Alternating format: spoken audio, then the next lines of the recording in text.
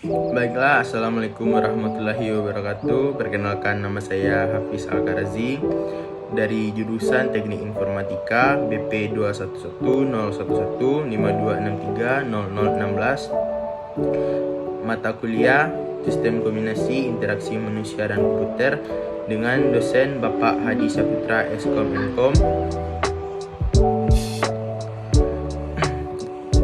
Tujuan saya membuat video ini untuk memenuhi syarat tugas perkuliahannya, yaitu membuat video presentasi yang dikirim oleh Bapak di grup WA. Pertama-tama saya akan menjelaskan latar belakangnya. Perkembangan komputer pada masanya bisa dibilang hanya digunakan pada kalangan tertentu,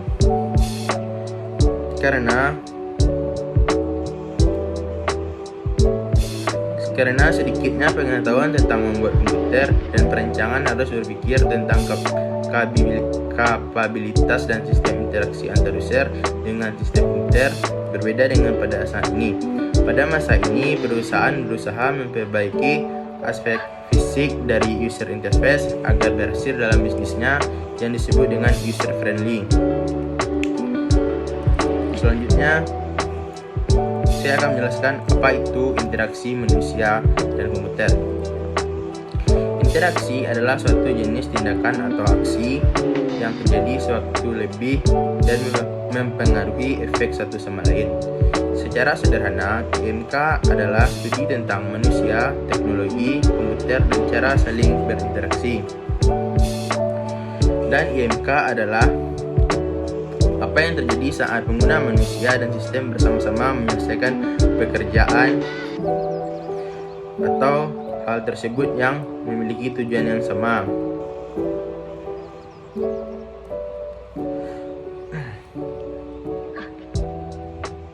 Selanjutnya, elemen-elemen utama dan perkembangan komputer. Elemen pendukung utama IMK adalah manusia, komputer, aktivitas, interaksi, dan lingkungan kerja. Perkembangannya, pada awal perkembangan pada tahun 1950 masih sangat sulit dioperasikan dan tidak praktis, dan waktu eksekusi sulit diprediksi. Berbeda dengan saat ini yang lebih canggih dan digunakan banyak orang untuk keseharian, seperti saya, mahasiswa yang menggunakan komputer atau sistem operasi yang berguna untuk perkuliahan saya. Selanjutnya, istilah IMK atau HCI. HCI atau Human Computer Interaction mulai muncul pertengahan tahun 1980-an sebagai bidang studi yang baru. Istilah HCI mengisyaratkan bahwa bidang studi ini mempunyai fokus yang baru. Istilah HCI mengisyaratkan bahwa bidang studi ini mempunyai fokus yang lebih luas dan tidak hanya sekedar perancangan antarmuka secara fisik. HCI didefinisikan sebagai ilmu disiplin yang berhubungan dengan perorangan, implementasi sistem komputer interaktif untuk digunakan oleh manusia, dan studi tentang fenomena di sekitarnya. Sebelumnya, apa itu interface? Interface itu terbagi dalam 3 hal, yaitu useful, usable, dan used. Useful adalah fungsional, dapat mengerjakan sesuatu. Usable adalah dapat mengerjakan sesuatu dengan mudah dan benar. Used adalah terlihat baik, tersedia, dan diterima atau digunakan oleh organisasi. Selanjutnya, tujuan dan faktor pendewasa IMK. Tujuan utama IMK adalah untuk membuat sistem yang lebih berguna, aman, produktif, efektif, efisien, dan fungsional. Contohnya, dengan interaksi manusia dan komputer, kita bisa melakukan pemesanan lewat online dengan teknologi yang tersedia pada saat era ini. Dan faktor-faktor pendewasaannya adalah rekayasa, kecerdasan buatan, linguistik komputasional, psikologi, multimedia, antropologi, ergonomik, sosiologi, teknologi penulisan, dan sistematis. Selanjutnya, ke model-model karakteristik dan jenis. Karakteristik atau sifat terbagi dalam 8. Pertama, inisiatif, keluasan, kompleksitas, beban informasi, konsistensi, umpan balik, observabilitas, kontrabilitas, efisiensi, dan keseimbangan.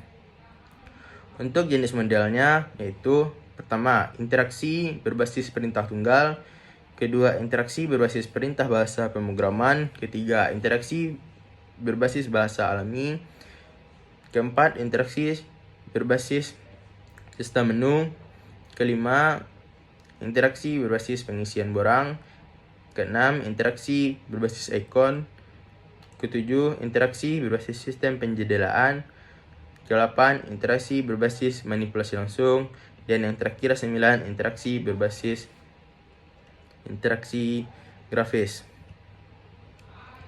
Selanjutnya akan menjelaskan apa itu inisiatif. Inisiatif adalah pengguna memberi tanggapan atas prompt yang diberikan oleh komputer untuk memasukkan perintah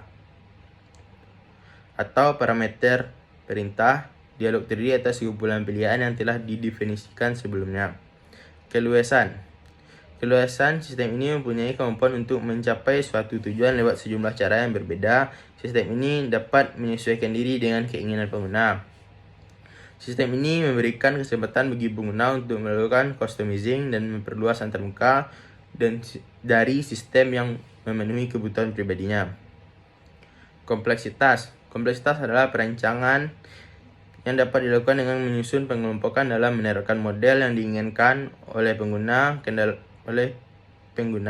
ke dalam sistem yang dengan cara hierarki atau ortogonitas. Perancang tidak perlu menggunakan atau membuat antarmuka lebih dari apa yang diperlukan karena tidak ada keuntungan yang diperoleh, tetapi akan menjadikan implementasi menjadi sulit. Selanjutnya, beban informasi. Beban informasi yang terkandung dalam satu ragam dialog seharusnya disesuaikan dengan level pengguna. Jika beban terlalu tinggi, pengguna akan merasa terbebani dan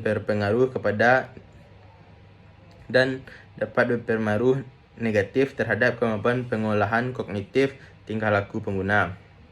Selanjutnya, konsistensi. Konsistensi dapat digunakan untuk membantu pengguna dalam mengembangkan mentalitas yang diperlukan dalam pengoperasian sistem komputer. Selanjutnya, observabilitas. Sistem ini dikatakan memiliki sifat observabilitas jika sistem berfungsi secara benar dan kelihatan sederhana bagi pengguna, meski sesungguhnya proses yang terjadi sangat rumit. Selanjutnya, kontrolabilitas. Kontrolabilitas berimplikasi bahwa sistem selalu berada di bawah kontrol pengguna dengan menyediakan sarana untuk mengetahui keberadaan pengguna dalam sistem, apa yang dapat dikerjakan oleh pengguna dan apakah nanti dapat dibatalkan. Selanjutnya, efisiensi dan keseimbangan. Efisien dalam sistem komputer, throughput yang diperoleh dari kerjasama antar manusia dan komputer. Keseimbangan berkaitan dengan pembagian pekerjaan antar manusia dan komputer secara optimal mungkin. Baiklah, sekian hasil ringkasan materi yang Bapak dosen kasih. Jika ada kesalahan, saya mohon maaf, dan kritik dan saran Bapak dosen mata kuliah IMK sangat membantu. Sekian, terima kasih. Assalamualaikum warahmatullahi wabarakatuh.